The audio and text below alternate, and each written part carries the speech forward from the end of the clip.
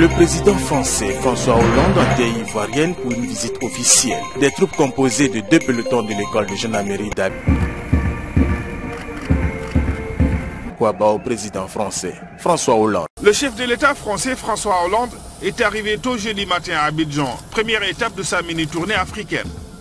Il a été accueilli par son homologue ivoirien Alassane Ouattara.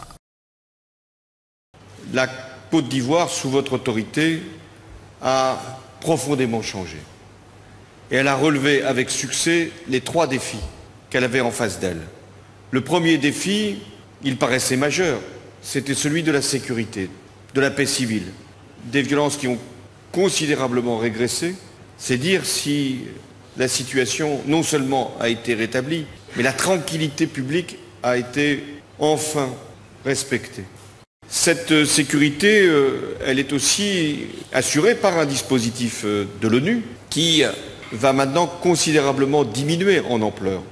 Licorne, qui était donc celui que la France avait mis en place dans la période de crise. Eh bien, cette opération s'achève. Mais depuis 2012, il y a une croissance forte en Côte d'Ivoire de l'ordre de 9% par an. Et la France, elle veut prendre sa part. Et c'est pourquoi je suis heureux d'avoir pu être accompagné par près de 50 chefs d'entreprise. Il y avait une profonde récession en Côte d'Ivoire en 2011. Comment aurait-il pu être possible d'imaginer une économie prospère dans un pays qui était en proie aux violences?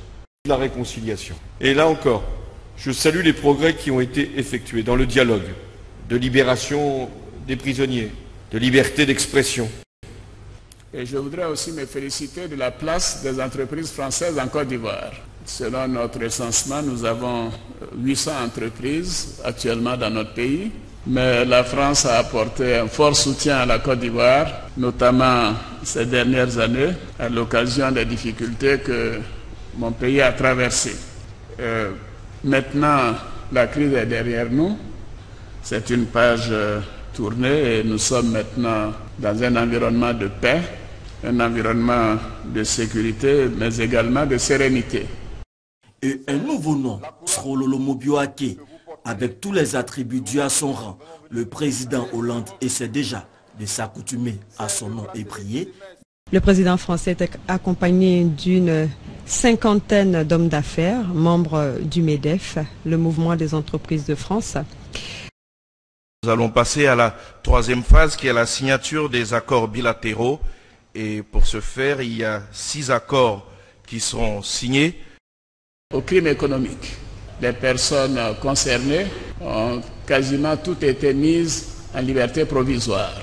Vous avez raison, c'était effectivement des partisans de l'ancien président puisqu'il y a eu usurpation de pouvoir, la banque centrale a été dévalisée, il y a eu pillage des banques, y compris des banques françaises et le champ passe. La 3e catégorie, ce sont les crimes de sang qui concernent les 2 côtés, si je puis m'exprimer ainsi.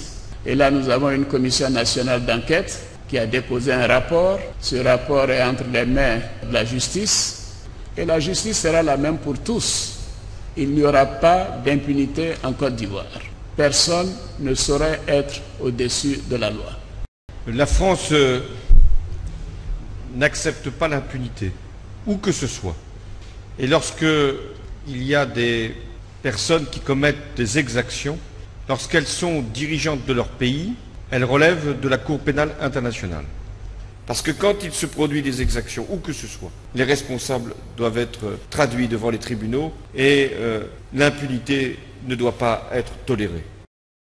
À François Hollande. On a conclu en se disant qu'il va falloir qu'on se batte tous, autant que nous sommes, pour que la démocratie soit renforcée et que nous évitions le passé douloureux que nous avons vécu. Nous avons souhaité que la France apporte son concours à l'avancée des discussions entre le pouvoir et l'opposition sur des questions critiques. La CEI par exemple, on en a parlé. Les prisonniers, les exilés, les biens séquestrés. Il n'y a pas eu de sujet tabou. Étant donné la situation que le Front populaire ivoirien a vécue en 2011, son avenir est en jeu à travers le combat qu'il mène. S'il ne réussit pas, il peut reculer. Même s'il ne disparaît pas, mais il peut reculer gravement. Donc nous devons tout faire pour réussir. Et le chef de l'État français n'a fait que nous rappeler cette réalité politique.